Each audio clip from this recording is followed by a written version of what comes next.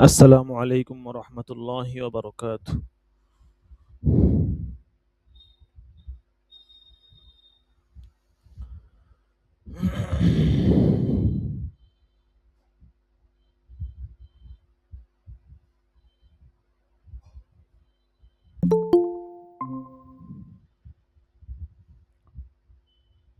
জি, আশা করি সকলেই ভালো আছেন।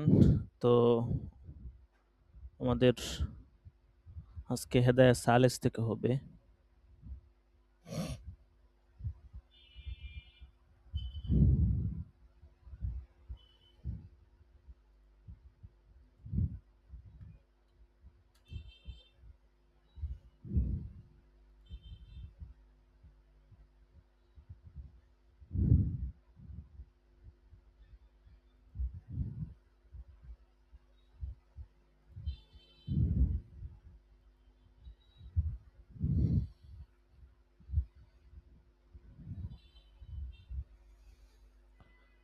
আচ্ছা দেখেন,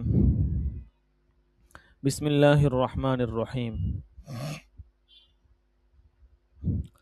আমাদের এখান থেকে হবে ক্বালাল কুদুরি ফাইন হালাকা ফি ইয়াদিহি হালাকা বিসসামান। এখানে মাসআলা চলতেছিল যে যদি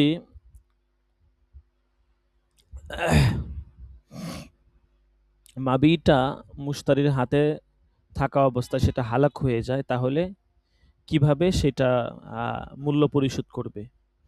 বলতেছে ফাইন হালাকা ফি ইয়াদিহি হালাকা বিসসামানি, যদি এটা তার হাতে থাকা অবস্থায় হালাক হয়ে যায় হালাকা বিসসামান, তাহলে মূল্য সামান দিয়ে সে এটা কেমন যেন সামান দিয়ে ধ্বংস হয়ে গেল, এজন্য সে সামান দিয়ে এটার মূল্য পরিশোধ করবে। ওয়াকাজা ইজা দাখলাহু আইবুন, অনুরূপভাবে যদি তাতে কোনো আইব দোষ প্রবেশ করে। বেখেলাফি মা ইজা কানাল খিয়ারু লিল বাঈ, পক্ষান্তরে ওই সুরত খিয়ার যদি বিক্রেতার হয়, খেয়ার বিক্রেতার হলে তখন হালাকা বা বিশ্রামান টামান আসবে না। বিক্রেতার জিনিস বিক্রেতার হাতে হালাক হয়েছে, এখানে কোনো মূল্য টুল্য কিছু আসবে না। কল ফাইন হালা, আচ্ছা ঠিক লই। ওয়াজহুল ফারকি, পার্থক্যের কারণ বলতেছে যে কি পার্থক্য। আন্নাহু ইজা দাখলাহু আইবুন ইয়ামতানিউর রদ্দু, যখন তাতে আইব দাখিল হয় ইয়ামতানিউর রদ্দু, তখন ফিরিয়ে দেওয়াটা, এটা রদটা অসম্ভব হয়ে যায়। ওয়াল হালাকু লা ইয়ারু আন মুকাদ্দামাতি আইবিন, আর বলতেছে ধ্বংস হওয়াটা এটা লা ইয়ারু আন মুকাদ্দামাতি আইবিন, এটাও কোনো পূর্ব দোষমুক্ত বিষয় নয়। অর্থাৎ ধ্বংস হওয়াটাও এটাও কোনো না কোনো দুষ্ট হয়েই ধ্বংস হয়। ঠিক আছে, ফায়াহলিকু, কাজেই মাবিটা ধ্বংস হয়ে যাবে। ওয়াল আকদু কদিন বারমা ফায়ালজামুহু সামান, আর আকদটা ইতিমধ্যে আবশ্যক হয়ে গিয়েছে, সুতরাং সামান মূল্য আবশ্যক হবে। বেখেলাফি মা তাকদ্দামা, পূর্বের সুরত এর ব্যতিক্রম, মানে বিক্রেতার সুরত হলে সেই ক্ষেত্রে এটার ব্যতিক্রম, কারণ বিক্রেতার জিনিস বিক্রেতার কাছে হালাক হয়েছে, হ্যাঁ, সেটা তো কিছু যায় আসে না, মুশতারি কিছু যায় আসে না। লিআন্না বিদুখুলিল আইবি লা ইয়ামতানিউর রদ্দু হুকমান লিখিয়ারিল বাঈ, কেননা আইব দাখিল হওয়ার মাধ্যমে ফিরিয়ে দেওয়াটা নিষেধ হয় না হুকমিগতভাবে লিখিয়ারিল বাঈ, বিক্রেতার খেয়ারের কারণে। ঠিক আছে, কথার কথা কোনো আইব দাখিল হয়েছে, ঠিক আছে, এই জন্য মুশতারি চাইলেই সে বিক্রেতার কাছে ফেরত দিতে পারবে বিক্রেতার খেয়ার থাকলে। ঠিক আছে, কিন্তু বিক্রেতা মুশতারির যদি খেয়ার থাকে তখন কিন্তু সে চাইলেই ফেরত দিতে পারবে না। আপনি নিছেন কেনার জন্য, এখন আপনার হাতে জিনিসটা হচ্ছে যে নষ্ট হয়ে গেছে, এটা আপনি বুঝেন, এটা আপনি বিক্রেতা কীভাবে ফেরত দিবেন। ঠিক আছে, এই যে অনেক সময় দেখবেন দোকান থেকে জিনিস কিনলে আপনার হচ্ছে বলে যে যদি নষ্ট না করেন বা এরকম এরকম না করেন তাহলে ফেরত নিব, আর যদি নষ্ট করে ফেলেন তাহলে ফেরত নিব না। ঠিক আছে, বিষয়টা এরকমই আর কি। আচ্ছা, তারপর দেখেন ফায়াহলিকু, আছে এটা ধ্বংস হয়ে যাবে। ওয়াল আকদু মওকুফুন, আর আকদুটা এখানে মওকুফ। ক্বালা ওয়া মান ইশতারা ইমরাআতাহু আলা আন্নাহু বিল খিয়ারি সালাসাতা আইয়ামিন লাম ইয়াফসুদিন নিকাহু, বলতেছে যদি কোনো ব্যক্তি তার স্ত্রীকে ক্রয় করে আলা আন্নাহু বিল খিয়ার, এই শর্তে যে তার 3 দিনের খিয়ার আছে, 3 দিনের খেয়ারে যদি স্ত্রীকে ক্রয় করে লাম ইয়াফসুদিন নিকাহ, তাহলে বিবাহ ফাসেদ হবে না। লিআন্নাহু লাম ইয়ামলিক লিমা লাহু মিনাল খিয়ার, কেননা খেয়ার থাকার কারণে সে এখনো সেটার মালিক হয়নি। এটা আমাদের একটা মূলনীতির আলোকে কিন্তু এই মাসালাগুলো চলতেছে, ঠিক আছে? মূলনীতিটা আমরা পড়েছিলাম যে যদি বিক্রেতার খেয়ার থাকে, সেই ক্ষেত্রে হচ্ছে যে আপনার তার মালিকানা থেকে এটা বের হবে কিনা। আর যদি ক্রেতার খেয়ার থাকে, তখন বিক্রেতার খেয়ার থাকলে মালিকানা থেকে বের হবে না। ক্রেতার খেয়ার থাকলে বিক্রেতার মালিকানা থেকে বের হয়ে ক্রেতা পর্যন্ত চলে আসবে। তো এই মূলনীতির উপর ভিত্তি করেই কিন্তু আপনার এখানে আলোচনা চলতেছে। তারপর দেখেন, ওয়াইন ওয়াতিআহা, যদিও তার সাথে সে কিছু করে, ওয়াতি করে, তারপরেও বলতেছে বিবাহ ফাসেদ হবে না।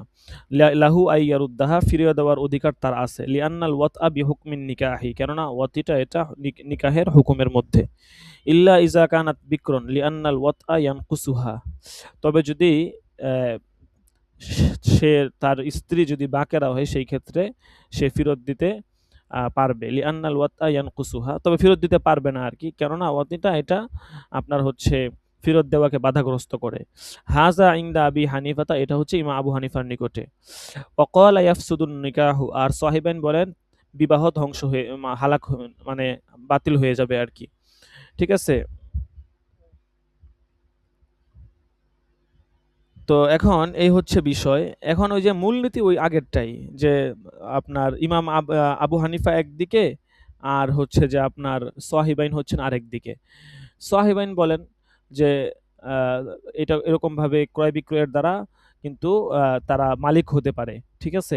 মালিকানাটা ক্রেতার জিম্মায় চলে আসে। তো এখন ধরেন যখন আপনার ক্রেতা স্ত্রীকে ক্রয় করার পর ক্রেতা মালিক হয়ে গেল খেয়ারা শর্তের ভিত্তিতে, এখনো কিন্তু চূড়ান্ত সে মালিক হয় নাই, কিন্তু তার মালিকানা তো চলে আসছে। তো মালিকানা চলে আসার কারণে কিন্তু সাথে সাথে বিবাহ ফাসেদ হয়ে যাবে, কারণ আগে সে স্ত্রীটা দাসী ছিল, দাসী থাকার কারণে তার একরকম বিবাহ, এখন যখন সে তার জামাইয়ের কাছে আসার পরে যখন হুররা হয়ে গেছে, স্বাধীন হয়ে গেছে, তখন কিন্তু আরেক রকম বিবাহের হুকুম হবে, ঠিক আছে? তখন তো বিবাহ ভেঙে যাবে, কারণ দাসী থাকলে এক হুকুম হয়, দাসীদের ক্ষেত্রে, দাসী গোলামবাদীর ক্ষেত্রে বিবাহের এক হুকুম, আর স্বাধীন মহিলা পুরুষদের ক্ষেত্রে আরেক হুকুম। এই জন্য যেহেতু সে মালিক হয়েছে, জন্য বিবাহ ভেঙে যাবে। ওয়া ইন ওয়াতিআহা, যদিও অতি করে থাকে, লাম ইয়ারুদ্দাহা, ফেরত দিতে পারবে না।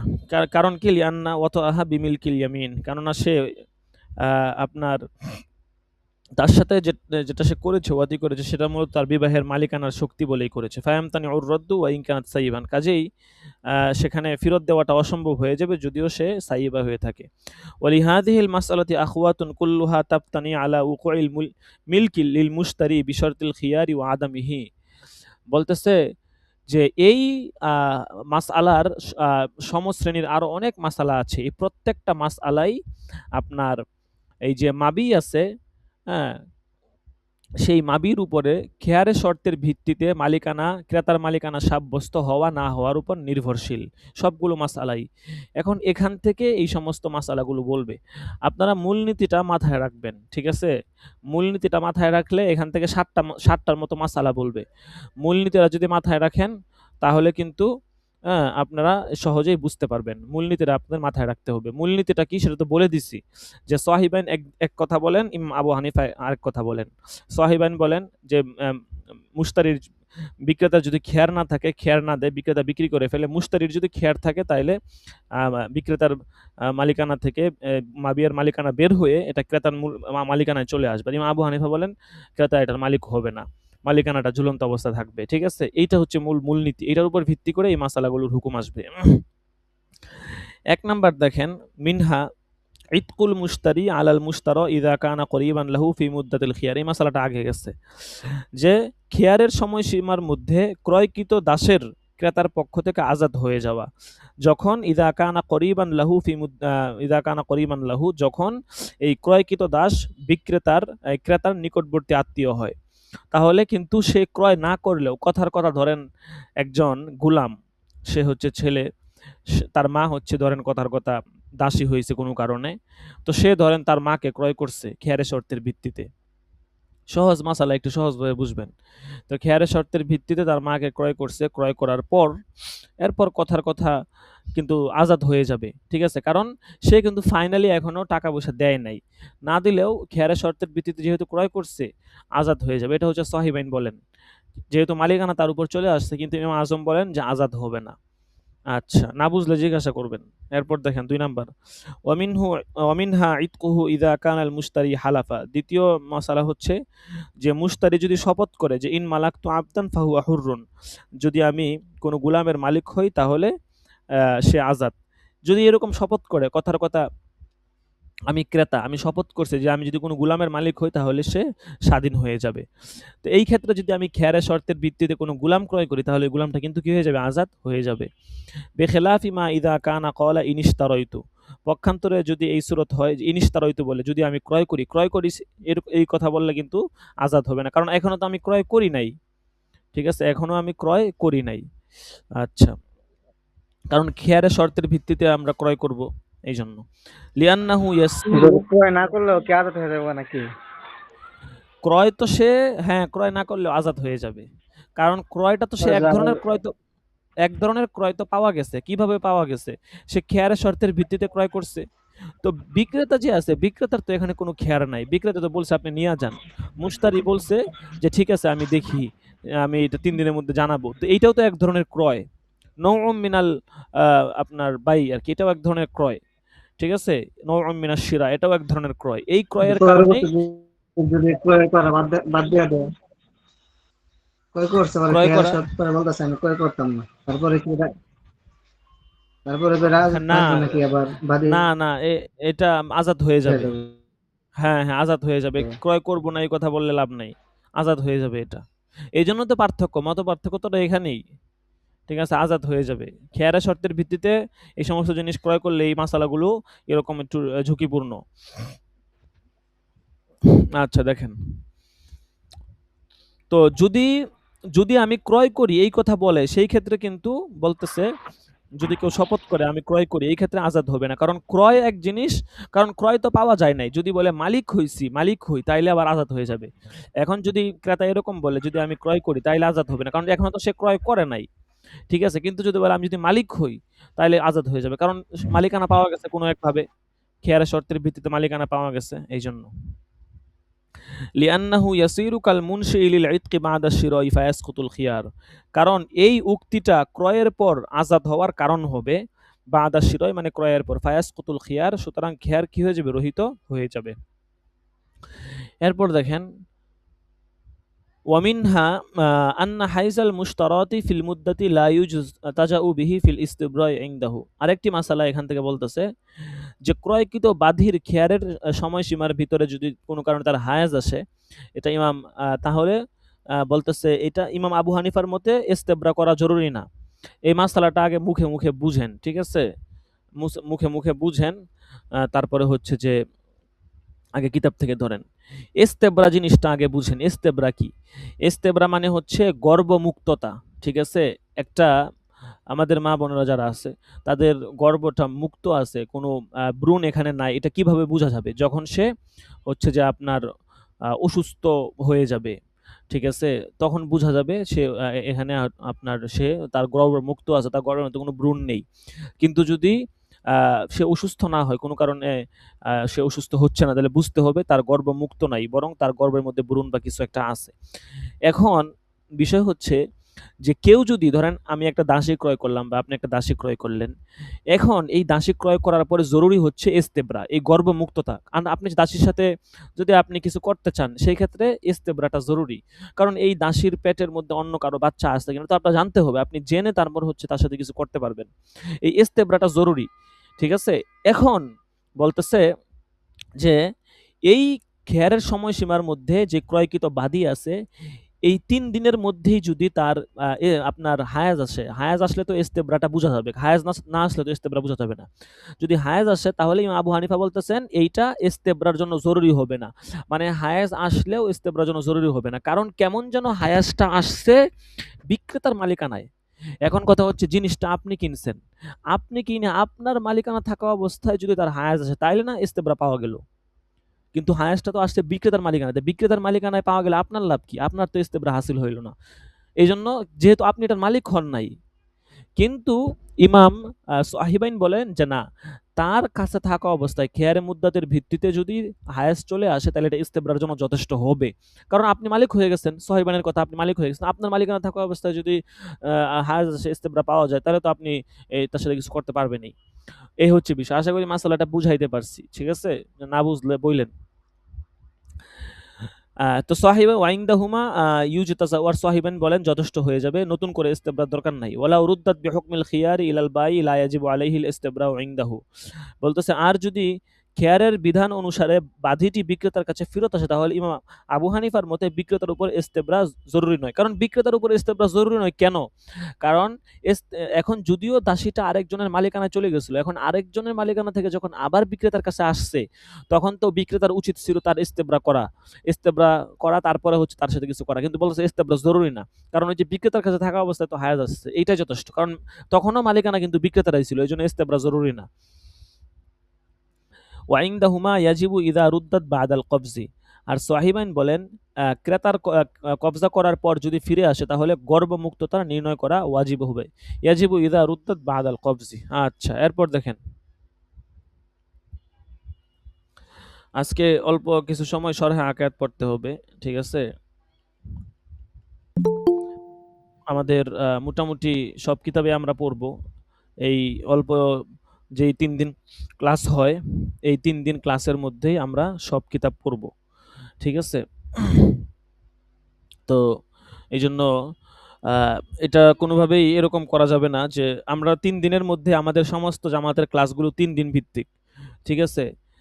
আ আমাদের দেখা গেছে আ একটা হাদিস আছে, আহাব্বুল আমালি ইলাল্লাহি আদওয়ামুহা ওয়া ইন কল্লা। সর্বোত্তম আমল হচ্ছে যেটা কম হয় কিন্তু এটা দাওয়ামি হয়। আমি আপনি একটা কাজ নিয়ে অনেক এশকো দেখাইলাম যে আজকে খুব এশকো কাজটা করলাম, ২ দিন পরে আপনার খবর নাই। এরকম হইলে ওইটার কোনো ফায়দা হয় না। ঠিক আছে? এরকম করব না। বরং অল্প করব কিন্তু এটা যেন দাওয়ামি হয়। ঠিক আছে? আমাদের বিষয়টা হচ্ছে আমরা কোনো সময় ক্লাস মিস দেই না। ঠিক আছে? মানে একটা ক্লাসও যেন কোনোভাবে মিস না হয়। অথচ অনলাইন ক্লাস। আমি আপনাদেরকে নোটিশ দিয়ে বলে দিলেই আপনারা তো আমাকে কিছু জিজ্ঞাসা করবেন না, হুজুর কেন ক্লাস করবেন না? ঠিক আছে? কিন্তু একটা ক্লাস যেন মিস না হয় এটা আমি সবসময় খেয়াল রাখি। কারণ ওই যে আপনি ক্লাসের ধারাবাহিকতা বজায় থাকলে একটা বরকত পাওয়া যায়, পড়ার মধ্যে একটা বরকত আসে। দেখবেন যে অল্প সময় আমরা ৩ দিন করে পড়ব। কিন্তু এই ৩ দিন করে পড়ার মধ্যে দেখবেন ইনশাআল্লাহ আমরা সমস্ত কিতাব একটা ভালো একটা আ অনেক মোটামুটি ভালো পড়তে পারবো। এজন্য আ সবক মিস দেওয়া যায়। মাত্র ৩ দিন ক্লাস হয়। একটু গুরুত্ব দিয়ে ধরলেই হবে। সবক মিস দিলে এটা বরকত কমে যাবে। দেখেন, ওয়ামিনহা ইদা ওয়ালাদাতিল মুশতারাতু ফিল মুদ্দাতি বিন নিকাহি লা তাসিরু উম্মু ওয়ালাদিন লাহু ইনদাহুম খেলাফান লাহু। আরেকটি মাসালা হচ্ছে যে বলতেছে যে দাসী যদি বিবাহ সূত্রে যদি খেয়ারের সময়সীমার ভিতরে সন্তান প্রসব করে তাহলে ইমাম আজমের নিকট সে উম্মে ওলাদ হবে না, কিন্তু সাহিবানে ভিন্ন মত পোষণ করেন। ঠিক আছে? কারণ উম্মে ওলাদ হবে না কারণ কি? কারণ হচ্ছে তার মালিকানা আসে নাই। ঠিক আছে? এখানে মূল বিষয়টা ওটাই। আপনি যদি মূল যেই মাদারে ইখতিলাফটা আছে, ইখতিলাফের যে মূল ভিত্তিটা ওইটা যদি মাথায় রাখেন তাহলে আপনার জন্য মাসালাগুলা বোঝা সহজ হয়ে যাবে। আর আপনারা নিজেরা কিতাব মুতালা করবেন, পড়বেন। ঠিক আছে? দর্শান তো হচ্ছে যে দরসের নিয়মটা হচ্ছে আপনি কোনো মাসালা না বুঝলে আপনি উস্তাদকে জিজ্ঞাসা করবেন যে হুজুর মাসালাটা বুঝতেছি না, একটু বুঝায় দিলে ভালো হয়। ঠিক আছে? এটা হচ্ছে দরসের মেইন কাজ। বাকি পড়াশোনা নিজের কাছে। নিজে পড়াশোনা না করলে উস্তাদরা যতই পড়াশোনা হবে না। এজন্য আমরা নিজেরা একটু চেষ্টা করব পড়াশোনা করার জন্য। এরপর দেখেন, ইযা কবাজাল মুশতারিল মাবিআ বিইজনিল বাঈই সুম্মা আওদাহু ইনদাল বাঈই ফাহালাকা। আচ্ছা, এই মাসালাটা আমি আগে মুখে বলি। মুখে বললে মাসালাটা আগে ধরেন, কিতাব বাদ দেন।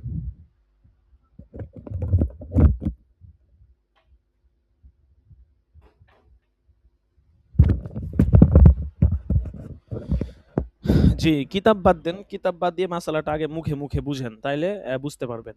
সেটা কি? ধরেন যে আপনি হচ্ছেন ক্রেতা।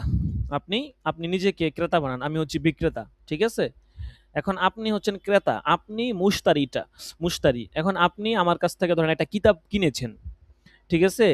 এখন এটা হচ্ছে আমার অনুমতিক্রমে আপনি কবজা করছেন। কিন্তু আপনি এখনো কিতাবের মূল্য দেন নাই। আপনি এসে বলছেন, হুজুর আমার হেদায়া সালেস লাগবে, আমাকে কিতাবটা কি দেওয়া যায়? আমি বলছি যে ঠিক আছে, আমার এখানে আছে, অফিসে আছে, আপনি নিয়ে যান। তো আপনি কিতাবটা নিয়ে গেছেন। এখন আপনি বলতেছেন, আচ্ছা হুজুর, আমার আমার অমুক ভাইয়ের কাছে তো এই কিতাবটা আছে, আচ্ছা দেখি হুজুর, যদি তার কাছে না পাই তাহলে আপনারটা আমি নিব। এই যে আপনি 3 দিনের খেয়ার দিলেন। এখন আপনি কিন্তু আমার অনুমতি ক্রমেই কবজা করছেন। এরপরে আপনি আবার আমার কাছে আইসা বলতেছেন, কিছুক্ষণ যাওয়ার পরে আইসা বলতেছেন যে হুজুর, আচ্ছা এই কিতাবটা আপনার কাছেই রাখেন। আমি হচ্ছে যে আপনার কাছে আপনার কাছে আমানত রাখলাম, আপনি এটা রাখেন। আমি পরে এটা দেখতেছি কি করা যায়। এখন ধরেন এই সময়ের এই সময়ের মধ্যে, এই যে আপনি আমার কাছে কিতাবটা অদিয়ত রাখছেন, এই সময়ের মধ্যে যদি এই কিতাবটা যদি কোনো কারণে নষ্ট হয়ে যায়, কথার কথা ধরেন কিতাবটা আমি আমার অফিসের বারিন্দায় রাখলাম। যখন ঝড় তুফানে কিতাবটা ধরেন নষ্ট হয়ে গেল। তাইলে বলতেছে, এই যদি নষ্ট হয়ে যায় তাহলে কেমন যেন বিক্রেতার হাত থেকেই নষ্ট হলো। কিতাবটা ভালো করে, মাসালাটা একদম সহজ মাসালা। কিতাবটা কিন্তু আপনি নিছেন, আপনি ক্রেতা, আপনি অফিসে আসছেন, আপনি কিতাবটা নিছেন। নেওয়ার পরে আপনি আমার কাছে আমানত রাখছেন। রাখার পরে কোনো কারণে আমি এটা বাহিরে রাখছি, ধরেন ঝড় তুফানে নষ্ট হয়ে গেল। এখন ইমাম আবু হানিফা বলেন, কেমন যেন এইটা বিক্রেতার হাতেই নষ্ট হইল, মুশতারির এখানে কোনো যায় আসে না।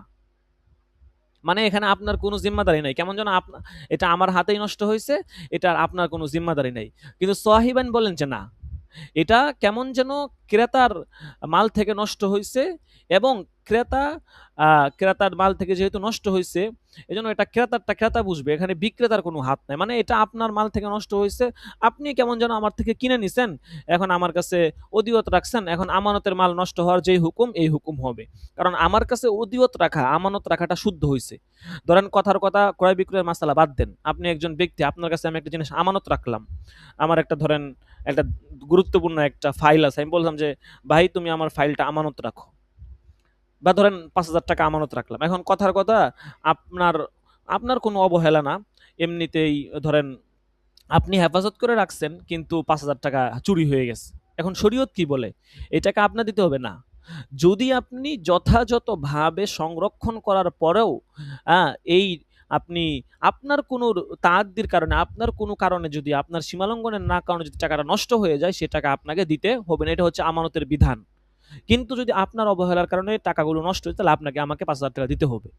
এখানেও সেম মাসালা। ঠিক আছে? এখানে বলতেছে যেহেতু আমানত রাখা শুদ্ধ হইছে, এইজন্য কেমন যেন এটা মুশতারির মালিকানা থেকে গেছে। বিক্রেতার এখানে কিছু যায় আসে না। কিন্তু ইমাম আজম আবু হানিফা বলেন যে না, এখানে বিক্রেতা বুঝবে। এখানে মুশতারি কিছু যায় আসে না। বিক্রেতা বুঝবে। আশা করি মাসালাটা আপনারা বুঝতে পেরেছেন। এখানে আবারত ধরেন। ওয়ামিনহা ইদা কবাজাল মুশতারি বিইজনিল বাই, ক্রেতা যদি বিইজনিল বাই বিক্রেতার অনুমতি ক্রমে মাবিটা কবজ করে, সুম্মা আউদাহু ইনদাল বাই, তারপর বিক্রেতার কাছে আমানত রাখে, ফাহালাকা ফি ইয়াদিহি ফিল মুদ্দাতি, অতঃপর যদি বিক্রেতার দখলে থাকা অবস্থায় খেয়ারের সময়সীমার মধ্যে তা নষ্ট হয়ে যায়, হালাকা মিন মালিল বাই, তাহলে কেমন যেন বিক্রেতার মাল থেকে ধ্বংস হলো। লিইরতিফাইল কবজি বির রদ্দি, কারণ হচ্ছে কবজাটা দূর হয়ে গিয়েছে বীর রদ্দি, ফিরিয়ে দেওয়ার মাধ্যমে। যখন ফিরিয়ে দেওয়া হলো, আমাকে দেওয়া হলো, তখন কবজা দূর হয়ে গেছে। লি আদামিল মিলকি ইনদাহু, মালিকানা না থাকার কারণে, তার এখানে মালিকানা পাওয়া যায় নাই। ঠিক আছে? ওয়া ইনদাহুমা মিন মালিল মুশতারি, আর সাহিবাইন বলেন মুশতারির মাল থেকে যাবে। লিসিহাতিল ইদাই বিইতিবারি কিয়ামিল মিলকি, মালিকানা থাকার ভিত্তিতে ওদিয়ত রাখা শুদ্ধ হওয়ার কারণে। ঠিক আছে? আমি একটা জিনিসের মালিক, তো আমি যদি মালিক হই জিনিসটার, তাহলে আপনার কাছে আমানত রাখা শুদ্ধ হবে কিনা? অবশ্যই শুদ্ধ হবে। কারণ আমি জিনিসটার মালিক, আমি আপনার কাছে আমানত রাখছি। তো মুশতারি, আপনি যখন আমার অফিসে এসে কিতাবটা নিছেন, আপনি তো ফাইনালি টাকা দিয়ে ক্রয় করেন নাই, কিন্তু আপনি কেমন যেন জিনিসটার মালিক হয়ে গেছেন। আর আপনি যখন জিনিসটার মালিক হয়ে আমার কাছে আমানত রাখছেন, তখন কেমন যেন এই জিনিসটা আপনারই। যদিও আপনি টাকা দেন নাই, কিন্তু জিনিসটা কেমন যেন আপনারই। যদি ধ্বংস হয়ে যায়, আপনার সম্পদ থেকে যাবে, আপনি এটার জরিমানা বা যা কিছু আপনি বহন করবেন। বিক্রেতা এখানে কিছু যায় আসে না। আচ্ছা, এরপর দেখেন,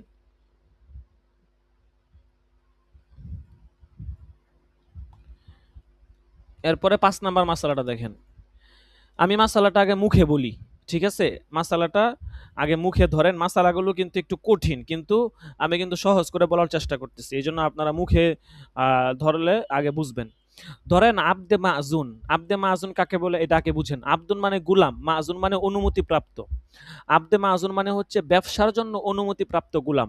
আপনারা বিভিন্ন নিচের জামাতগুলোতে পড়েছেন আবদে মাআজুনের মাসালা। ঠিক আছে? এখন ধরেন কথার কথা, আমার একটা গুলাম আছে। তো আমি আমার গুলামকে বললাম যে, ভাই তুমি ব্যবসা করতে পারো, কোনো সমস্যা নাই। তাইলে এই যে গুলামকে আমি ব্যবসার অনুমতি দিলাম, এটা হচ্ছে আবদে মাযুন, সে ব্যবসার জন্য অনুমতিপ্রাপ্ত গুলাম। এখন এই ব্যবসার জন্য অনুমতিপ্রাপ্ত গুলাম, সে ধরেন কথার কথা সে আমার এখানে থাকে, আমি তাকে ব্যবসা করার অনুমতি দিচ্ছি, সে সদরঘাট গেছে। সদরঘাট যাওয়ার পরে সে ধরেন একটা দোকানে ঢুকছে, কাপড়ের দোকানে ঢুকার পরে বিক্রেতার সাথে কথাবার্তা বলছে। এখন বিক্রেতার সাথে কথাবার্তা বলার পরে বিক্রেতা তাকে একটা জিনিস দেখাইছে। সে ওটা দেখছে। এখন সে বলতেছে যে, "আচ্ছা ঠিক আছে, আমি দেখি এটা আমি নিবো কিনা।" ধরেন তাকে কাপড় দেখাইছে। ধরেন তাকে একটা দামি পাঞ্জাবির কাপড় দেখাইছে যে, এটা ১ গজ হচ্ছে ৳৭০০ করে। কিছু, কিছু কাপড়ের এরকম দাম আছে। আপনার ১ গজের দামই ৳৭০০, ৳৮০০। যেমন ধরেন এই যে সাদা জাপানি টরে আছে, এগুলোর অনেক দাম। হ্যাঁ? ১ গজের দাম ৳৭০০। ঠিক আছে? তো এরপর হচ্ছে আরো বিভিন্ন কাপড় আছে। ১ গজের দাম হচ্ছে ৳১১০০। কি কাপড় আল্লাহই জানে। ঠিক আছে? এরকম ১-২ টা আমিও বানাইছি। বহুত কিছু যে তা না, কিন্তু অনেক দাম এগুলার। ঠিক আছে? আপনার খুচরা পাইকারি হচ্ছে আপনার ৳৫৫০, খুচরা এগুলো ৳৮০০-৯০০ করে বিক্রি করে। ১ গজ, ১ গজ। মাত্র ৩৬ ইঞ্চি কাপড়ের দাম ৳৭০০-৮০০। তবে এটা ঠিক, কাপড়গুলো পইরা আরাম পাওয়া যায়। তখন অনেক কথার কথা, অনেক দামি কাপড় এগুলো। হ্যাঁ? অনেক দামি আপনার শাড়ি, 3 পিস আছে। ঠিক আছে? অনেক দামি। ৳১৮,০০০, ৳২০,০০০ দাম চায়। ঠিক আছে? তো এমন আরকি। তো এখন ধরেন কথার কথা, যে আবদে মাযুন সে বাজারে গেছে। যাওয়ার পরে সে আ আ ক্রয় বিক্রয় করতেছে। ধরেন কথার কথা, সে একটা 3 পিস কিনলো। এখন সে ভাবতেছে যে, এটা আমি কিনছি, আচ্ছা দেখি কি করা যায়, এটা আমি কিনবো কিনা ফাইনালি আমি জানাইতেছি। এই যে খেয়ার নিছে, খেয়ারের ভিত্তিতে। কারণ মাসলা তো খেয়ারের। এখন ৩ দিনের খেয়ার নিছে। এখন ধরেন সে ৩ দিনের খেয়ারের মধ্যেই কোনো এক কারণে ধরেন যেই বিক্রেতা ছিল, ধরেন বিক্রেতার গোলামরা একটু পছন্দ হইছে, বা কোনো কারণে সে তাকে বলল যে, "আচ্ছা ঠিক আছে, এক কাজ করি, তোমার এটার করা লাগবে না। এটা মূল্য দেওয়া লাগবে না। মানে এইটার মূল্যটা তোমার ফেরত দেওয়া লাগবে, এটার মূল্য তোমার দেওয়া লাগবে না, এটা তুমি এমনিতেই নিয়া যাও। ঠিক আছে? এটা তুমি এমনিতেই নিয়ে যাও, কোনো সমস্যা নাই।"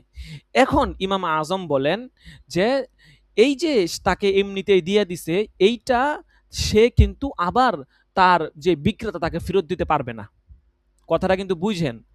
তাকে যে আপনি যে কিনছেন, ধরেন আবদে মাযুন গুলাম, সে যখন কিনছে, কিনার পরে তাকে যখন এমনিতেই দিয়ে দিছে, তখন সে কিন্তু চাইলে আর ফেরত দিতে পারবে না। কারণ এমনিতেই দেওয়া মানে কি? হাদিয়া দেওয়া। কথার কথা, আপনি আমার অফিসে আসলে আমি আপনাকে একটা এমনিতেই একটা জিনিস দিয়ে দিলাম। মানে আপনার আমি হাদিয়া দিলাম। ঠিক আছে? আপনি এটার মালিক হয়ে গেলেন। আপনাকে হাদিয়া দিলাম। এখন এই যে আবদে মাযুন, সে তো তার তো নিজের কোনো ক্ষমতা নাই। তার সমস্ত ক্ষমতা তো তার মনিবের। তো তাকে যখন একটা জিনিস হাদিয়া দিয়েও দেওয়া হইল, এখন তাকে হাদিয়া দিছে মানে হচ্ছে তার মনিবকে হাদিয়া দিছে। ঠিক আছে? তাকে হাদিয়া দিছে মানে তার মনিবকে হাদিয়া দিছে। ছোট সন্তান ৫ বছরের সন্তান। আপনি যদি তাকে আ ৳১০০ দেন, এই ৳১০০ র মালিক কে হবে? পিতামাতা হবে। ঠিক আছে? কিছু জিনিস তার আসলের দিকে ফিরে যায়। স্ত্রী যদি কিছু বিষয়ের মালিক হয়, কেমন যেন স্বামী এটার মালিক। ঠিক আছে? আ কিছু, কিছু ক্ষেত্রে, আবার সব ক্ষেত্রে না, সব ক্ষেত্রে এই মাসআলা প্রয়োগ করলে ভুল হবে। কিছু, কিছু ক্ষেত্রে স্ত্রী এটার মালিক হওয়া মানে কেমন যেন স্বামী মালিক। সন্তান কিছুর মালিক হওয়া কেমন যেন পিতামাতা মালিক। তাইলে বুঝা গেল কি? এই যে আবদে মাযুন, সে কিছুর মালিক হইছে, মানে হচ্ছে তার মনিব মালিক হইছে। এখন আপনি বলেন, মনিবকে কিন্তু, এখন মনিব মালিক হইছে মানে মনিবকে এটা হাদিয়া দেওয়া হইছে। কারণ তাকে বলছে, "তোমার টাকা দেওয়ার দরকার নাই।" ধরেন গোলামের চেহারা দেখে খুব ভাল লাগছে, পছন্দ হইছে। "ভাই তুমি এমনিতে নিয়া যাও।" এখন তার এই অধিকার নাই।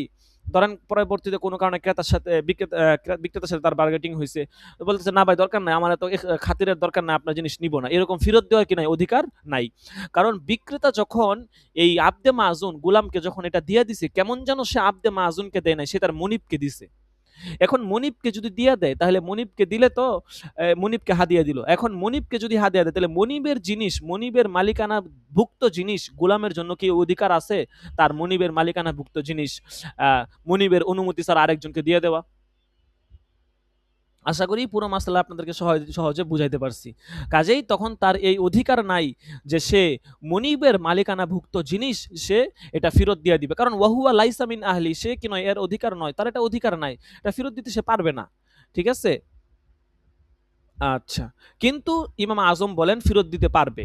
ঠিক আছে? কারণ ইমাম আজমের নিকট তো সে এটার মালিকই হয় না। এটার তার এখানে কোনো জিম্মাদারি নাই। এটা সে ফেরত দিতে পারবে। দেখেন, ওয়ামিনহা লাউ কানাল মুশতারি আবদান মা'যুনান লাহু ফাআবরাহুল বায়ু আন ইসতামানি ফিল মুদ্দাতি বাকিয়া খিয়ারুহু ইনদাহু।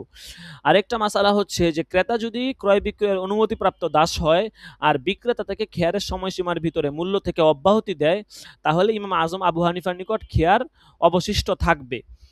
লিআন্নার রদ্দা ইমতিনাউন আত তামাল্লুকি, কেননা এখানে আপনার পণ্য ফেরত দেওয়ার অর্থ হচ্ছে যে মালিকানা গ্রহণ থেকে বিরত থাকা। ওয়াল মা'যুনু লাহু ইয়ালিহি, আর অনুমতি প্রাপ্ত দাসের এই অধিকার আছে। ওয়াইনদাহুমা বাতলা খিয়ারুহু, আর সাহিবাইন বলেন খিয়ার এখানে বাতিল হয়ে যাবে। লিআন্নাহু লাম্মা মালাকাহু কানার রদ্দু মিনহু তামলিকান বিগয়রি ইওয়াজিন, কেননা যখন সে পণ্যের মালিক হয়ে গেছে তখন পণ্য ফেরত দেওয়ার অর্থ হচ্ছে কাউকে বিনিময় ছাড়া মালিক বানানো। আহ, বলতেছে ওয়াহুয়া লাইসা মিন আহলিহি, আর বিনিময় ছাড়া মালিক বানানোর অধিকার কি তার নাই। ঠিক আছে।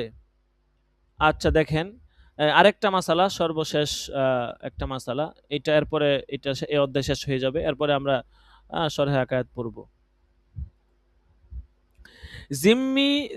জিম্মি যদি জিম্মি থেকে মদ ক্রয় করে সেক্ষেত্রে কি বিধান হবে। ঠিক আছে দেখেন। আচ্ছা এই মাসালাটাও আগে মুখে বলে নেই, মুখে বললে মনে হয় আপনারা সহজে বুঝতে পারবেন। ঠিক আছে, ধরেন একজন জিম্মি, সে যদি অপর কোনো জিম্মি থেকে মদ ক্রয় করে, এখন ওই সে তারপর সে মুসলমান হয়ে যায়, তাহলে সাহিবাইন বলেন তার খেয়ার বাতিল হয়ে যাবে। কারণ কারণ সে মদের মালিক হয়ে গেছে, এখন মুসলমান অবস্থায় তার ফেরত দেওয়ার অধিকার নাই। ঠিক আছে, কারণ আপনি আপনি মদের মালিক হয়ে গেছেন, এটা আপনাকে নষ্ট করে ফেলতে হবে। আপনি মুসলমান অবস্থায় আপনি কোনো অবৈধ জিনিসের লেনদেন করতে পারবেন না। ঠিক আছে, একজন মুসলমানের জন্য হারাম জিনিসের লেনদেন করা কি নাই, জায়েজ নাই। তো যখন আপনি মদের মালিক হয়েছেন, আপনি ফেরত দিতে পারবেন, তাকে আবার ফেরত দেওয়া মানে আপনি লেনদেন করতেছেন, এটা আপনি পারবেন না। ঠিক আছে, কিন্তু ইমাম আবু হানিফা রহমতুল্লাহ আলাইহি বলেন বিক্রয় চুক্তি বাতিল হয়ে যাবে, কারণ জিম্মি এটার মালিকই হয় নাই। এখন মুসলমান অবস্থায় খেয়ার রহিত করার মাধ্যমে সে এটার মালিকানা গ্রহণ করতে পারবে না। ঠিক আছে, কারণ এখানে বিক্রয় চুক্তি আপনার বাতিল হয়ে যাবে, কিন্তু যেহেতু সে মুসলমান হয়ে গেছে। আর আমরা বলি যে সাহিবান বলেন মুসলমান অবস্থায় সে এটার মালিক হয়ে যাবে। হ্যাঁ, এটা খেয়ারটা বাতিল হয়ে যাবে এবং সে মদের মালিক হয়ে যাবে। আর মদের যখন মালিক হবে তখন আপনি কথার কথা আপনি মদের মালিক বা আপনি শুকুরের মালিক। ঠিক আছে, এখন এটার লেনদেন করা আপনার জন্য বৈধ না, কারণ অবৈধ জিনিস, হারাম জিনিসের লেনদেন করা মুসলমানের জন্য কি বৈধ না। এখন এখন যখন সে মালিক হয়ে গেছে, তখন মালিক হয়ে আপনি যখন এটা ফেরত দিবেন, তখন আপনি কেমন যেন হারাম জিনিসের লেনদেন করতেছেন। তো হারাম জিনিসের লেনদেন করা তো মুসলমানের জন্য বৈধ না, তো আপনি কিভাবে ফেরত দিবেন। এই জন্য সাহিবাইন বলেন সে মালিক হয়ে গেছে, এটা কি করতে পারবে না, ফেরত দিতে পারবে না। ইমাম আজম বলেন বিক্রয়ী হবে না। তো বিক্রয় হবে না, যার জিনিস সে নিবে। ঠিক আছে দেখেন, ওয়ামিনহা ইদাশতারা জিম্মিয়ুন মিন জিম্মিয়িন খমরন। আরেকটা মাসালা হচ্ছে যে জিম্মি যদি অপর কোনো জিম্মি থেকে খেয়ারের শর্তের মাধ্যমে মদ ক্রয় করে, আলা আন্নাহু বিল খিয়ার সুম্মা আসলামা, অতঃপর সে মুসলমান হয়ে যায়, বাতলাল খিয়ার ও ইনদাহুমা, তাহলে খেয়ারটা তারা বলেন যে বাতিল হয়ে যাবে। লিআন্নাহু মালাকাহা ফালা ইয়ামলিকু রদ্দাহা ওয়া হুয়া মুসলিমুন, কেননা সে এটার মালিক হয়েছে এমত অবস্থায় যে সে মুসলমান হয়ে গিয়েছে, আর মুসলমান হলে ইয়ামলিকু রদ্দাহা, সে এটা ফেরত দেওয়ার কি রাখে না, অধিকার রাখে না। ওয়াইনদাহু ইয়াবতুল বায়ু, ইমাম আবু হানিফা বলেন বাইটাই বাতিল হয়ে যাবে। লিআন্নাহু লাম ইয়ামলিকহা, কেননা সেটার মালিক হয়নি। ফালা ইয়াতামাল্লাকুহা বিইসখাতিল খিয়ারি ওয়া হুয়া মুসলিমুন, কাজেই মুসলমান অবস্থায় খেয়ার রহিত করার মাধ্যমে সে এখন মালিকানা কি করতে পারবে না, গ্রহণ করতে পারবে না। ঠিক আছে, মাসালাগুলো সহজেই, এগুলো এমন কোনো কঠিন মাসালা না যে আপনি বুঝবেন না। আর প্রত্যেকটা মাসালা নতুন নতুন মাসালা আসে। এখন তো আগের মাসালাগুলো আলোচনা চলছে, প্রতিটা প্যারার মধ্যে, প্রতিটা ইমাম কুদুরির প্রতিটা কথার মধ্যে নতুন নতুন বিষয়বস্তু আসে। কাজেই আমি অনেক ছাত্রছাত্রীদেরকে বলি যে নতুন মাসালা আসছে মানে এই না যে আপনি এটা বুঝবেন না। ঠিক আছে, একটা নতুন প্যারা আসছে মানে একটা নতুন অধ্যায় আসছে। আর আপনি যদি কোনো কারণে আগের মাসালা না বুঝেন, তাহলে নতুন যে মাসালা আছে এটাও বুঝবেন না, এরকম ভাববেন না। অনেক সময় এমন হয় যে দুইটা মাসালা তিনটা মাসালা, দুইটা পিছে তিনটা পিছে যাচ্ছে, ভালো করে ধরি নাই সবক, বুঝতেছি না, এখন পরে ভাবি আরে এটা তো বুঝি না, পড়ার দরকার নাই। না, এরকম না, প্রতিনিয়ত নতুন মাসালা আসতেছে। আর এটি এমন কোনো কঠিন মাসালা না, যারা নিচের জামাতে পড়ছেন এই সমস্ত মাসালা গেছে। ঠিক আছে, এগুলো একটু ভালো করে ধরলে আপনারা এগুলা পড়তে পারবেন। আচ্ছা দেখেন, তো হেদায়া কুদুরির মধ্যে তো এই মাসালাগুলো গেছে, এখন এখানে সেম মাসালাগুলোই শুধুমাত্র একটু ব্যাখ্যা বিশ্লেষণ সহ নিয়ে আসা হচ্ছে আর কি। আচ্ছা, তো আমরা হেদায়া সালেস কিতাবুল বুয়ু এই পর্যন্ত পড়লাম। ঠিক আছে, ইনশাল্লাহ পরবর্তী যদি জি বলুন। যে মাসলাটা বলতেছিলাম, মানে মুসলমান যদি ব্যক্তি মদ বা শরাব যদি পান করে না বিক্রি করে, তারপরে হ্যাঁ। যদি টাকা যদি বাকি রাখে, হ্যাঁ, বাকি বলতে মানে কিছু টাকা দেয় আর কিছু টাকা মনে করেন বাকি রাখলো, পরে এই টাকা যদি না দেয়, পরে যদি দাবি রাখে, এটা কি হবে? আপনি তো কঠিনভাবে বুঝতেছেন। ঠিক আছে। না, এইটা আমি এটা উত্তর বুঝতে পারছি, মানে এটা অন্য একটা মাসলা আমি বলতেছি, এটা কি হ্যাঁ, হবে? হ্যাঁ বুঝছি। বলছি দাঁড়ান আমি এখানে তারিখটা লিখে নিই। আজকে হচ্ছে ১২ তারিখ। ১২/৫ আচ্ছা। হ্যাঁ, মানে তো আপনি শরাব যেটা পান করা। বলতেছিলেন হ্যাঁ, হ্যাঁ। হ্যাঁ, হ্যাঁ বুঝছি আপনার কথা বুঝছি যে কোনো কারণে সে ক্রয় করে নিল। তাহলে সে ক্রয় করে নিছে এখন এটার হুকুম তো ভিন্ন হবে। এটা হচ্ছে যে আপনার এটা একেক সময় একেক হুকুম হবে। ঠিক আছে? ধরেন নরমালি যেমন ধরেন এইটার হুকুমটা অনেকটা এরকম হয়ে যাবে। যেমন এই এই আপনার যে সমস্ত দেশ হচ্ছে দারুল হরব, দারুল হরবের মধ্যে সুদের লেনদেন করা বৈধ আছে। ঠিক আছে? দারুল হরবের মধ্যে সুদের লেনদেন লেনদেন বৈধ আছে। কিন্তু দারুল ইসলামের মধ্যে এই জাতীয় লেনদেন বৈধ নয়। এখন সে যখন ক্রয় করছে, ঠিক আছে? তাকে তো তার জিনিস সে যদি দারুল ইসলাম হয়, তাহলে সে এটা যদি মুসলমানের জানমাল সে নিয়ে থাকে, এভাবে সে নিয়ে থাকে তাহলে এটা তার জন্য অবৈধ হবে। কিন্তু অবৈধ জিনিস ক্রয় করলেও তাকে মূল্য দিয়ে দিতে হবে। লেনদেনটা অবৈধ হইছে, কিন্তু অবৈধ হইলেও তাকে মূল্য দিয়ে দিতে হবে। ঠিক আছে? মূল্য পরিশোধ করে দিতে হবে। লেনদেন করা জায়েজ নাই, কিন্তু জায়েজ নাই তারপরেও কিন্তু মূল্য দিতে হবে। ধরেন বায়ে ফাসেদ যেগুলো আছে, বিভিন্ন জিনিস চুরাই জিনিসপত্র কিনা এগুলো বায়ে ফাসেদ। ঠিক আছে? এগুলো লেনদেন করলে লেনদেন কিন্তু হয়ে যায়। আপনি কিন্তু এমন তো না যে টাকা দেওয়া লাগে না। এরকম অনেক জিনিস আছে যে লেনদেন অবৈধ কিন্তু টাকা তারপরেও দিয়ে দিতে হয়। এটা হচ্ছে এরকম। টাকা দিয়ে দিতে হবে। টাকা দিয়ে আপনি এরকম করতে পারবেন না। যেমন কয়েকদিন আগে একটা মাসালা পড়লাম যে কোথায় যেন গেল মাসালাটা? আহ, কোন কিতাবে যেন গেল আর সঠিক মনে পড়তেছে না, যে অনেক বিধানের ক্ষেত্রে মুসলমান জিম্মি এক, আবার অনেক বিধানের ক্ষেত্রে পার্থক্য, মনে হয় আসবাউন নাজায়েরে মনে হয় না গেছে, কোন কিতাবে গেছে। ঠিক আছে, মুসলমান জিম্মির বিধান এক, হ্যাঁ হ্যাঁ আসবাউন নাজায়েরে গেছে, আসবাউন নাজায়ের ইফতার মধ্যে পড়ানো হয় কিতাবটা। যে অনেক বিধানের ক্ষেত্রে মুসলমান জিম্মি তারা এক, অনেক বিধানের ক্ষেত্রে তারা ভিন্ন। যেমন ধরেন বিবাহ শাদীর ক্ষেত্রে, বিবাহ শাদীর ক্ষেত্রে মুসলমান আর জিম্মির মধ্যে পার্থক্য আছে। জিম্মি মেয়েদেরকে মুসলমান পুরুষরা বিবাহ করতে পারবে না, এদের সাথে বিবাহ হতে পারবে না। ঠিক আছে, কিন্তু এই ক্ষেত্রে কিন্তু তারা ভিন্ন ভিন্ন। কিন্তু মুআমালাত মুআশারাতের ক্ষেত্রে মুসলমান জিম্মি এক। একজন মুসলমানের সাথে যেমন মদের লেনদেন জায়েজ নাই, একজন জিম্মির সাথেও মদের লেনদেন জায়েজ নাই। ঠিক আছে, কিন্তু যখন ক্রয় বিক্রয় করে ফেলছেন তখন তো যদিও এটা বায়া ফাসেদ, এটা জায়েজ হয় নাই, কিন্তু যতটুকু মনে হচ্ছে যে আপনাকে মূল্য পরিশোধ করে দিতে হবে। ঠিক আছে, কারণ মূল্য পরিশোধ না করলে, এরকম হলে তো ভালোই হয়েছিল যে বায়ে ফাসেদ হইলে আর মূল্য না দিলেও চলে, এরকম হলে তো ভালো হয়েছিল। লেনদেন হারাম কিন্তু আপনাকে টাকা দিয়ে দিতে হবে। আশা করি আপনি উত্তরটি পেয়েছেন। জি, জি, বুঝতে আর পেরেছি। জি, জি শুকরিয়া জাযাকুমুল্লাহ। দেখেন আমাদের হেদায়া সালেস আজকে এই পর্যন্ত। আমি আপনাদেরকে হোয়াটসঅ্যাপ গ্রুপে পিকটা দিয়ে দিয়েছি। ঠিক আছে? আমাদের আসলে আ মাগরিবের পরে সময়টা কম তো, যার কারণে আপনার ক্লাসে আসলে বরকত পাওয়া যায় না। আ পরবর্তীতে হয়তো শীতকালে হয়তো লম্বা টাইম পেতে পারি আর ১-২ মাস পরে। ঠিক আছে? তখন ইনশাআল্লাহ আরো লম্বা টাইম নিয়ে ক্লাস করানো যাবে। কিছুক্ষণের পর হয়তো আজান দিয়ে দিবে। আচ্ছা দেখেন, তারপরেও আজকে শরহে আকায়াত আমরা ধরবো ইনশাআল্লাহ। আ আমি কিতাবটা স্ক্রিনে শেয়ার করে দিচ্ছি। ঠিক আছে?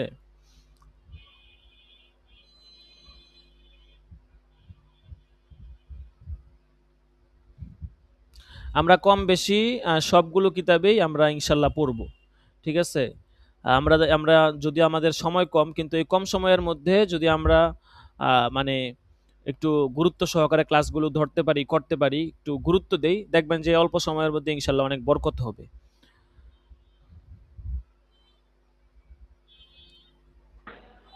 হুজুর একটা মাসলা বলি। জি, মাসালা জি বলুন।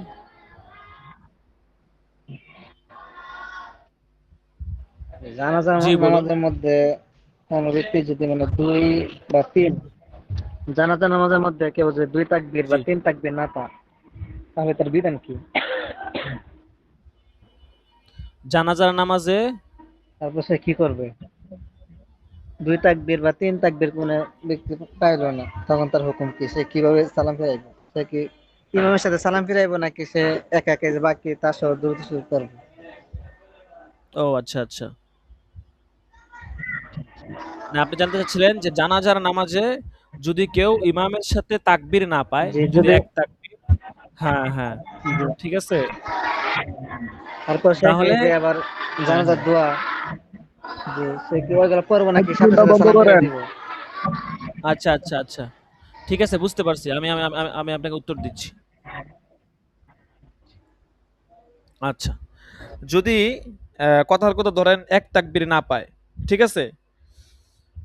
ধরেন দ্বিতীয় তাকবীর ইমামের সাথে শরিক হইল। সেই ক্ষেত্রে ইমামের সাথে বাকি ৩ তাকবীর আদায় করবে। তা আদায় করার পরে ইমাম সালাম ফিরানোর পর তখন সে আপনার আরো ১ তাকবীর বলবে। বলে তারপর হচ্ছে সালাম ফিরাবে।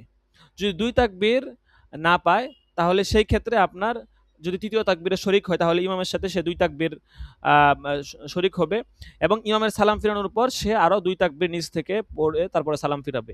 ৩ তাকবীর যদি না পায় সেই ক্ষেত্রেও এরকম। বুঝতে পারছেন? জি উস্তাদ, বুঝতে পেরেছি, কিন্তু যদি যদি ইমাম সাহেবের সানা সাথে তো পড়ে না সালাম ফিরাবে না। সানা, হ্যাঁ, ইমাম সাহেবের সাথে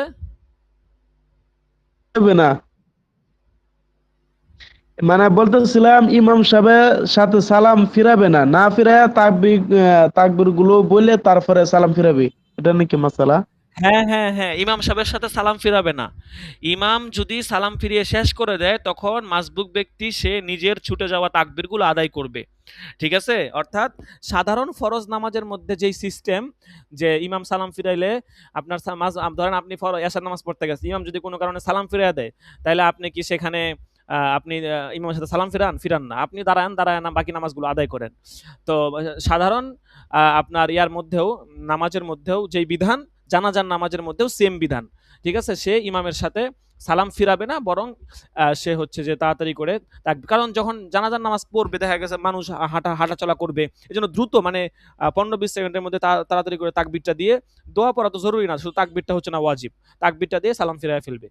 ঠিক আছে? এটা দুরুল মুহতারের মধ্যে এই মাসালাগুলো আছে। আচ্ছা, আশা করি ইনশাআল্লাহ উত্তরটি পেয়েছেন। আচ্ছা, তারপর দেখেন শরহুল আকাইদিন নাসাফিয়া সাদউদ্দিন তাফতাজানি আল হারাওয়ি আল হানাফি আল আশারি। আমরা আজকে কিতাব শুরু করব না। কিতাবের প্রাথমিক কিছু আলোচনা, কিছু কথা জানবো। আল্লামা সাদউদ্দিন তাফতাজানি রহমতুল্লাহি আলাই উনার একটা ঘটনা মনে পড়ছে। ঠিক আছে? আসলে মানুষ যদি দেখেন চেষ্টা যদি কেউ করে, ঠিক আছে? চেষ্টা করলে আসলে কখনোই চেষ্টা কখনো বিফল যায় না। পরিশ্রম কখনো কারো সাথে গাদ্দারি করে না। একটা কথা মাথায় রাখবেন। ঠিক আছে? মানুষ আপনার সাথে গাদ্দারি করতে পারে, প্রতিষ্ঠান আপনার সাথে গাদ্দারি করতে পারে, ঠিক আছে? আপনার নিকটস্থ ব্যক্তিরা আপনার সাথে গাদ্দারি করতে পারে। কিন্তু আপনি যদি কোনো কাজের জন্য মন প্রাণ দিয়ে করেন, চেষ্টা করেন, জান প্রাণ দেন, দিল থেকে কাজটা পছন্দ করেন, ঠিক আছে? ওই পরিশ্রমটা আপনার সাথে কখনো বেইমানি করবে না। ঠিক আছে? এইটা আল্লামা সাদউদ্দিন তাফতাজানি রহমতুল্লাহ আলাইহির জীবনী থেকে আমরা এই শিক্ষাটা পাই। ঠিক আছে? এ যখন আপনার আমরা যখন সরাবেকায় পড়ি সাইনবোর্ড মাদ্রাসায়, ঠিক আছে? তখন এই মুখতাসারুল মাআনি আমাদেরকে আমাদের মাহমুদ সাহেব হুজুর পড়িয়েছেন। গত কিছুদিন আগে ইফতা বিভাগে একটা দিয়েছিলাম। মানে ওখানে একটা কার্ড দিয়েছিলাম। সেখানে একটা কথা লেখা ছিল। একটা নিউজ করা হয়েছে যে উনি আপনার ২৬ বছরের উনার জীবনে এই সর্বপ্রথম অসুস্থতার কারণে এই ১ম ক্লাস মিস হইছে উনার গতকালকে। ঠিক আছে? তো উনি ক্লাসের প্রতি খুবই আন্তরিক ছিল। খুবই সবসময় একটা ক্লাসও মিস দিত না। ২৬ বছরের জীবনে শুধুমাত্র অসুস্থতার কারণে ফার্স্ট ক্লাস মিস হইছে। তো যাই হোক উনার কাছে আ আ আমি এই কিতাবটা পড়েছি। আপনার এই মুক্তাসারুল মাআনি শরহ আকায়াতে। তো এই মুক্তাসারুল মাআনির যিনি লেখক মুসান্নেফ এই শরহে আকায়েদ নাসাফি এটারও উনি মুসান্নেফ। এমন কঠিন এমন কঠিন কিতাব উনি লেখছেন যেটা পড়ানো এবং হচ্ছে যে আপনার পড়া বুঝা খুবই কঠিন হয়ে যায়। আল্লামা সাদউদ্দিন তাফতাজানির কিতাবগুলা এত কঠিন যে দর্সে অন্য কিতাব এত কঠিন না। যারা মুক্তাসারুল মাআনি শরহ আকায়াতে পড়ছেন, মহিলা শাখায় পড়ানো হয় না, পুরুষ শাখায় মুক্তাসারুল মাআনি শরহ আকায়াত নাসাব। মুক্তাসারুল মানির পরিবর্তে আপনার মুখতারাত তারপর হচ্ছে যে আপনার মাকামাতে হারিরি এগুলা পড়ানো হয় আরকি অনেক জায়গাতে। তো যাই হোক এই মুখতাসারুল মানি উনি লেখছেন। তো এই সাদউদ্দিন তাফতাজানি রহমতুল্লাহি আলাই উনার একটা ঘটনা বলেছিলেন, যেহেতু মুসান্নেফ সংক্রান্ত বিষয় আপনাদেরকে সংক্ষেপে বলি যে উনি অনেক দামিস ছাত্র ছিল। মানে অনেক মানে গভীর তো একটা লিমিট থাকে নাকি? মানে বুকা এবং হচ্ছে নির্বুদ্ধিতা এবং মেধাহীনতার তো একটা লিমিট থাকে। উনি ছিল লিমিট ছাড়া মেধাহীনতার অধিকারী। মানে এত মেধাহীনতা যে উনার কোনো পড়া মনেই থাকতো না। উনি সারাক্ষণ পড়তো। ঠিক আছে? কিন্তু অনেক ভালো ছাত্র ছিল। মানে আপনার আচার ব্যবহারের দিক থেকে আরকি। কারো সাথে কোনো বাড়াবাড়ি নাই। নিজের মতো করে নিজে পড়তো। কিন্তু সারাক্ষণ পড়তো, মেহনত করতো। কিন্তু উনি পারত না কিছুই। ঠিক আছে? আপনার পড়তো। নিজে অনেক মেহনত করে পড়তো। কিন্তু পড়তে থাকতো। উনি কিছু পারত না। তো এইভাবে উনি হচ্ছে যে আপনার মেহনত করতেছিলেন, ক্লাসে আসতেন, পড়া বুঝতেন। উস্তাদরা পড়াইতো স্বাভাবিক অন্য ছাত্রদের মতো। ছাত্ররা তাকে নিয়ে হাসি মজাক করত। ঠিক আছে? তো এরপর এভাবে তিনি পড়তেছিলেন। একদিন আমাদের মাহমুদ সাহেব হুজুর এই ঘটনা আমাকে বলেছেন। আপনাদেরকে আমি একদম দলিল সহ রেফারেন্স সহ বলতেছি। আপনি বিভিন্ন কিতাবে হয়তো পেয়ে যাবেন। একদিন রাত্রেবেলা উনি ঘুমাইছেন। ঘুমানোর পরে উনি স্বপ্নে দেখতেছে যে উনাকে আপনার কয়েকজন ছাত্র আসছে, উনার সাথী ভাই আসছে। আইসা বলতেছে, "এই সাদ চলো খেলতে যাই। আমরা খেলা করব আজকে।" তো পরে উনি বলতেছে যে, "না, আমার পড়া আছে, আমার পড়া লাগবে। আমার পড়া আমি এমনি পড়া পারি না। ঠিক আছে? আমার পড়া না পারলে সমস্যা আছে। আমার কত চেষ্টা করি তা পারি না। আমার পড়তে হইব।" পরে বলতেছে, "আরে চলো না যাই।" পরে বলছে, "না আমি পড়বো।" পরে ওরা চলে গেছে। পরে আবার আসছে। কিছুক্ষণ পরে আবার আসছে। বলো সাদ কি করতেছো এত পড়া দিয়ে কি হইব? চলো আমরা খেলতে যাই। পরে বলতেছে উনি বলতেছেন না। উনি এবারও একই কথা। না আমার পড়া আছে, আমার পড়া লাগবে। তোমরা অনেক পড়া পারো, আমি পারি না। ঠিক আছে? আমার মেহনত করা লাগবে। আমি কিছু বুঝি না। ঠিক আছে? আমার পড়তে হবে। তোমরা খেলো যাও, আমি খেলবো না। আবার চলে গেছে। এরপরে আবার আসছে। ঠিক আছে? আবার আসার পরে আবার এই কথা বলছে। তা আবার সেম কথা। এরপর তৃতীয়বার বা চতুর্থবার হবে আমার সঠিক মনে নাই। নাসিতু। তো পরে বলতেছে, "আরে সাদ তোমাকে হ্যাঁ, নবীজি সাল্লাল্লাহু আলাইহি সাল্লাম নিজে তোমাকে ডাকতেছে। তুমি এখানে বসে আছো কেন? তোমাকে ডাকতেছে উনি।" তো এই কথা শোনার পর তো মানে উনি একদম অবাক হয়ে গেছে। কি নবীজি আমাকে ডাকতেছে? পরে উনি তাড়াতাড়ি দৌড়ায় গেছে। যাওয়ার পরে এরপরে দেখে যে রাসূলুল্লাহ সাল্লাল্লাহু আলাইহি ওয়াসাল্লাম তিনি একটা গাছের নিচে তিনি বসা। পরে অনেকে সাআদকে বলতেছে যে, "হ্যাঁ, তুমি কি করতেছো?" বলে, "আমি তো পড়া পারি না, আমি পড়তেছি।" ঘটনাটা সঠিকভাবে মনে নাই। তো মূল যে বিষয়টা সেটা মনে আছে। সেটা হচ্ছে যে পরে উনি উনার মুখের থেকে লালা নিয়ে উনার নবীজি নিজের মুখ থেকে আঙ্গুল দিয়ে লালা নিয়ে সাহাদাতুন তাফতাজানির জিহ্বার মধ্যে লাগাইয়া দিচ্ছেন। ঠিক আছে? ব্যাস এতটুকুই। এরপরে উনি লাফ দিয়ে ঘুম থেকে উঠছে। আরে এটা আমি কি দেখলাম? মানে পরে ব্যাস উনার জীবন পরিবর্তন হয়ে গেছে এক স্বপ্নের ঘটনায়। এর পরের দিন যখন ক্লাসে উনি বসছেন, ঠিক আছে? তো আ ঘন্টায় বসছেন। কোন কিতাব সঠিক মনে নাই আমার। তো পরে উনি উস্তাদ আ উনি অ উনি ঘন্টার শেষে বলল, "উস্তাদ জি আমার একটা প্রশ্ন ছিল।" পরে সবাই যখন বলছে, "আরে সাদে প্রশ্ন করবে?" সবাই তো হাসতেছে। স্বাভাবিক কথা। ঠিক আছে? যখন দেখবেন যে একটু ক্লাসের দুর্বল ছাত্ররা, একটু ডামিস ছাত্ররা পড়া দেওয়ার জন্য একটু আগ্রহ দেখায়। ঠিক আছে? বা একটু আপনার করে তখন দেখবেন যে যারা একটু ভালো পারে এরা হাসি মজাক করে, "আরে আইছে, কি পড়াটা দিব দেখমুনে।" এমন একটা কথা সবাই হাসি মজাক করে। তো উনি যখন প্রশ্ন করার জন্য দাঁড়াইছে সবাই তো হাসতেছে। আরে সাদে দাঁড়াইছে, কি প্রশ্নটা করবো? কি কিতাব বুঝে প্রশ্ন করব? তো উনি উস্তাদকে এমন প্রশ্ন করতেছে, উস্তাদ তো প্রশ্ন শুইনা আ মানে অবাক হয়ে গেছে। উস্তাদ প্রশ্ন শুনে বলতেছে, "ইয়া সাদ, হে সাদ" বলতেছে যে, "তুমি গতকালকের সাদ তুমি নও। গতকালকে যেই সাদউদ্দিন তাফতাজানি ছিল, আজকের সাদ তুমি এক সাদ নও।" এই কথা প্রশ্ন করার পরে তো সবাই তো অবাক হয়ে গেছে। এত কঠিন প্রশ্ন, এত কঠিন মাসালা সে কিভাবে উস্তাদকে জিজ্ঞাসা করতেছে? যেখানে কিতাবের সামান্য সহজ ইবারত সে বুঝে না, সেখানে এত কঠিন মাসালা কিভাবে সে জিজ্ঞাসা করতেছে? পরে এই ঘটনা উনি উস্তাদকে বলছেন। তখন ব্যাস উনার এই এক ঘটনার মাধ্যমে উনার জীবন পরিবর্তন হয়ে গেছে। উনি এমন কিতাব লেখছেন, এমন কঠিন সরা লেখছেন, যেইগুলো বুঝাও মনে করেন যে পড়ানো বুঝাটাও আমাদের আ ছাত্রদের জন্য, উস্তাদের জন্য কঠিন হয়ে যায়। তো যাই হোক, যেটা বললাম যে পরিশ্রম আমাদের এখান থেকে আমরা কি শিক্ষা নিব? যে পরিশ্রম কখনোই বিফলে যায় না। চেষ্টা কখনো কারো সাথে গাদ্দারি করে না। এজন্য আমরা আমাদের যেই কাজে আমরা করি না কেন, আমরা দিল থেকে মন দিয়ে আমরা কাজ করব। আমি একটা খেদমতে আছি, খেদমতটা আমি দিল থেকে মন দিয়ে করার চেষ্টা করব। যদি এইভাবে করতে পারি, তাহলে আমরা আশা করা যায় এই পরিশ্রম, চেষ্টা কখনোই আমার সাথে গাদ্দারি করবে না। যেই কাজের ক্ষেত্রে আপনি যেই অঙ্গনে আছেন, যেই কাজেই করেন, আপনি চেষ্টা করবেন, মেহনত করবেন। ইনশাআল্লাহ আল্লাহ তাআলা আপনাকে একটা উঁচু মাকামে নিয়ে যাবে। চেষ্টা করতে হবে। বসে ঘুমাইলে খাইলে হবে না। ঠিক আছে? আচ্ছা দেখেন, তো শরহে আকায়াত কিতাব আমরা ১ম এ কিতাবের পরিচিতি সম্পর্কে জানি। এটা হচ্ছে একটা আকায়েদের কিতাব, আকীদার কিতাব। আকায়েদ এই শব্দটা হচ্ছে আকীদা এর বহুবচন। আকীদা একবচন, আকায়েদ হচ্ছে বহুবচন।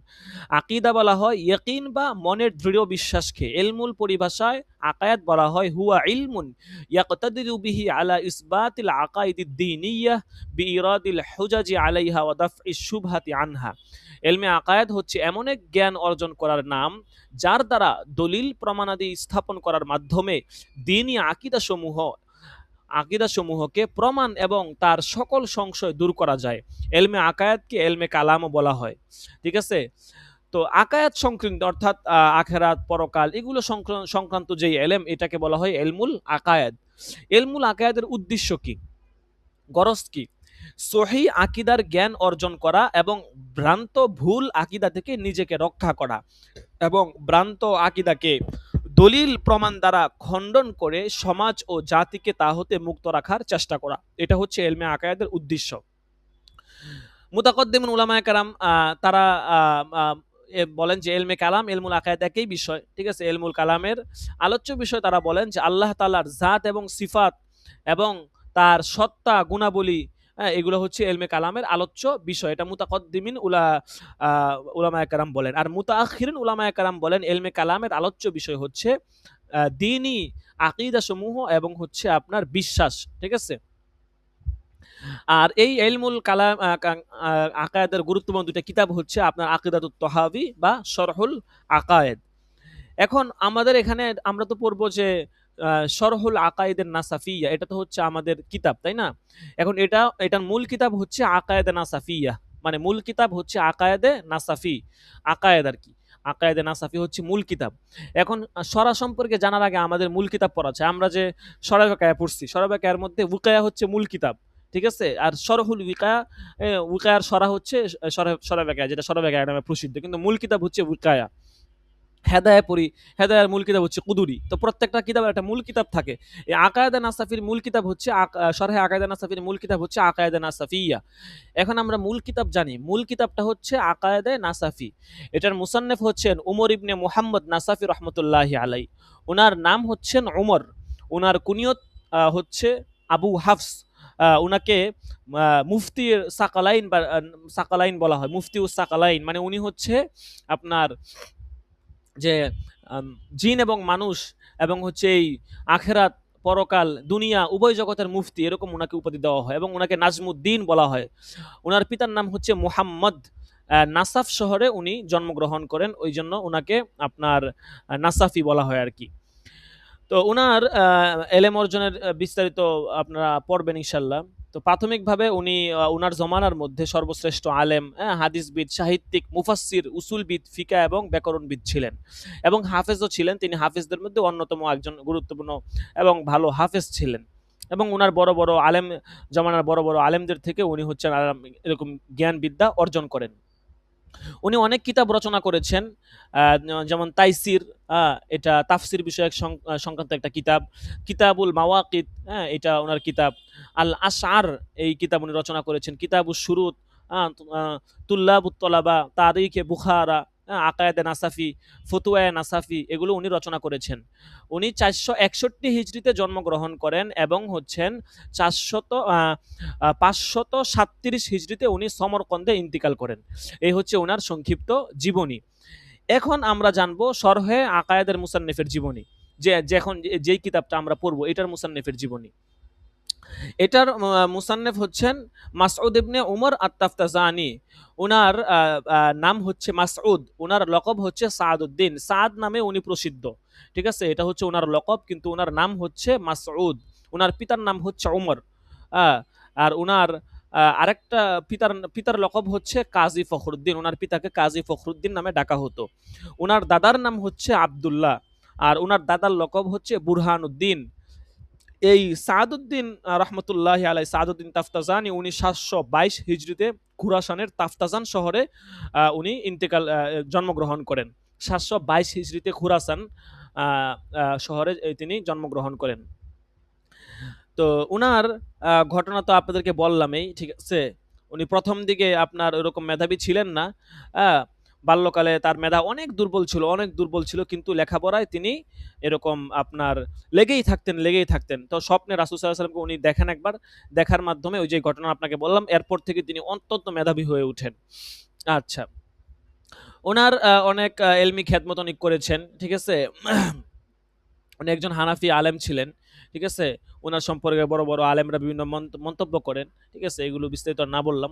উনি 792 হিজরিতে সমরকন্দে ইন্তিকাল করেন, সেখানেই তাকে দাফন করা হয়। উনি অনেক কিতাব রচনা করেছেন, মুখতাসারুল মাআনি উনি লিখেছেন, তারপর হচ্ছে শরহে তাসরিফ মুতাওয়াল, হ্যাঁ, এরপর হচ্ছে সাদিয়া তালবিয়া, শরহে আকায়েদ, হাসিয়া শরহে মুখতাসারুল উসুল, মাকাসেদ শরহে মাকাসেদ, এগুলো উনি রচনা করেছেন।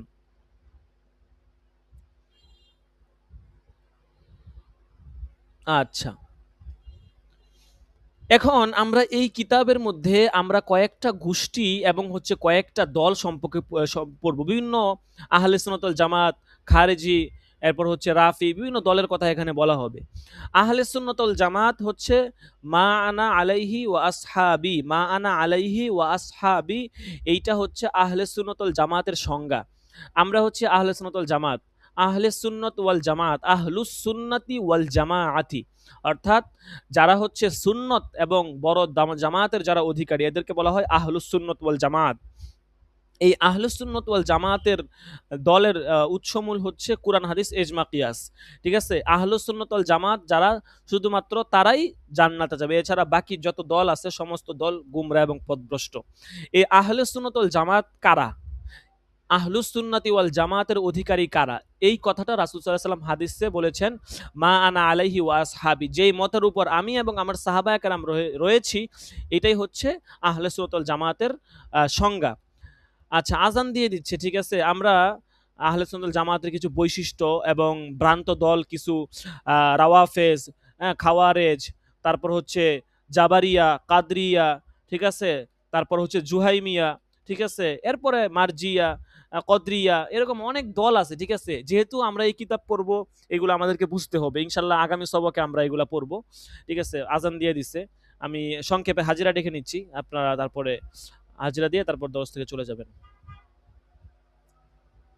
সময় কম তো, মাগরিবের পরে আসলে সময় কম, যদি আপনারা একটু কষ্ট করেন কয়েকদিন, শীতকাল আসলে তখন লম্বা সময় পাওয়া যাবে, তখন ইনশাল্লাহ আমরা লম্বা সময় ক্লাস করতে পারবো, আপাতত একটু কমেই হোক।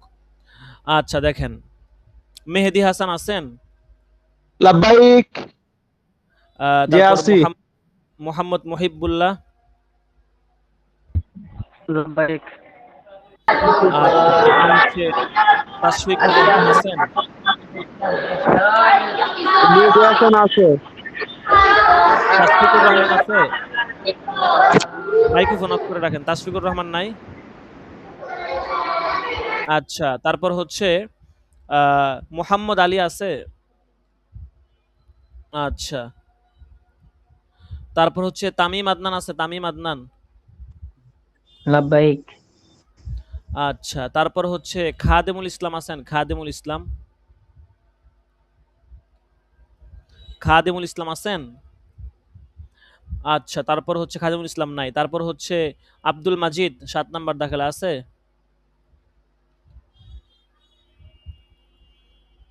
তারপর হচ্ছে আমিরুল ইসলাম, আমিরুল ইসলাম আছে, নাই। আচ্ছা, তারপর হচ্ছে 9 নাম্বার দাখিলা হামিদুল্লাহ আছে, হামিদুল্লাহ। জি লাব্বাইক। আচ্ছা, ঠিক আছে। তো আজকে এই পর্যন্ত, ইনশাল্লাহ সকলেই ভালো থাকবেন, সুস্থ থাকবেন। ইনশাল্লাহ বৃহস্পতিবার দিন সবক হবে, আমরা সকলেই সময় মতো চলে আসব। জি, ঠিক আছে, জাযাকুমুল্লাহ। আসসালামু আলাইকুম ওয়া রাহমাতুল্লাহি ওয়া বারাকাতুহু।